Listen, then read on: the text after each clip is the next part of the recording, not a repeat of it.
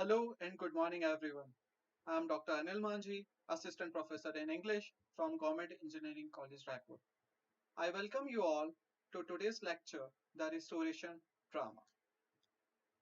The Restoration Drama refers to dramas related to the Restoration Age. This age takes its name from the restoration of the monarchy in England, that is, Stuart line.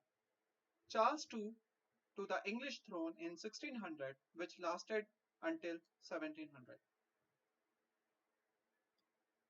The chief characteristics of the Restoration literature are as follows: the urbanity, wit, and licentiousness of the life centered on the court, in sharp contrast to the seriousness and sobriety of the earlier Puritan regime, is reflected in the Restoration literature. The theatres came back to life vigorously after the ban laid down on them during the Puritan age in 1642 was lifted. These theatres became exclusively oriented towards the aristocratic classes. They had a different audience, mostly upper class. The theatre was a private theatre. Emphasis was given on social acceptability as is seen in the Comedy of Manners. The Restoration drama in general was characterized by open and unabashed indecency. It also revealed the spirit of the society for whose amusement it was produced. According to Hudson, the theatre was now almost wholly the creature of the demoralized world of fashions, and it everywhere reflected the taste of its patron.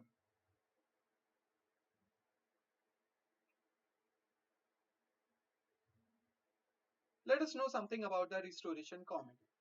The greatest achievement of the Restoration theatre was in comedy. The English comedy of manners was pioneered by Sir George Etheridge, who took his cue from the works of Molière and other French and Spanish writers. The Man of Mood, 1676, is his exemplary work. The Restoration comedy reflected the ideal social world of the court wits of Charles I.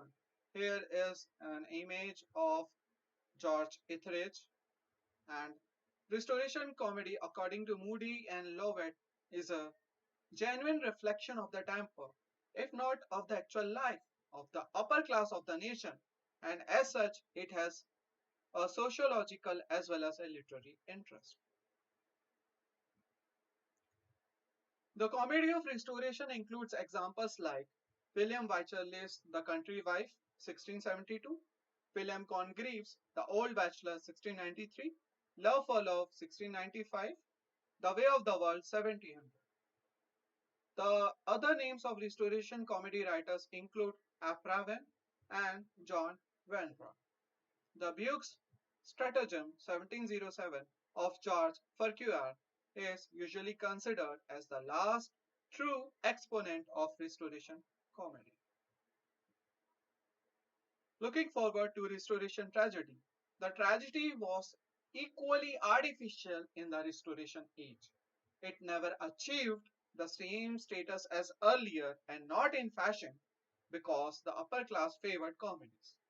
Some of the examples are Dryden's All for Love, 1677, based on Shakespeare's Antony and Cleopatra, William Congreve's The Morning Bride, 1697, and other prominent writers were Nathaniel Lee, Thomas Otway. The Restoration tragedy got declined in the early decades of the 18th century. Another peculiar characteristic of Restoration drama was heroic drama.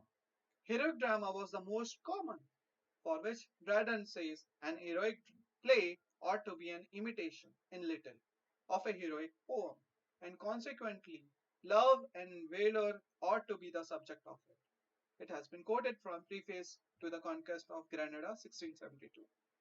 And in heroic tragedy, often it included a noble hero and a noble heroine in a situation in which their passionate love conflicts with the demands of honor and with the hero's patriotic duty to his country, and the conflict ends in disaster. In heroic drama, love, gallantry, and courage were depicted on a gigantic scale with little reference to life. The dialogue of this drama was filled with sonorous rant and bombastic extravagance.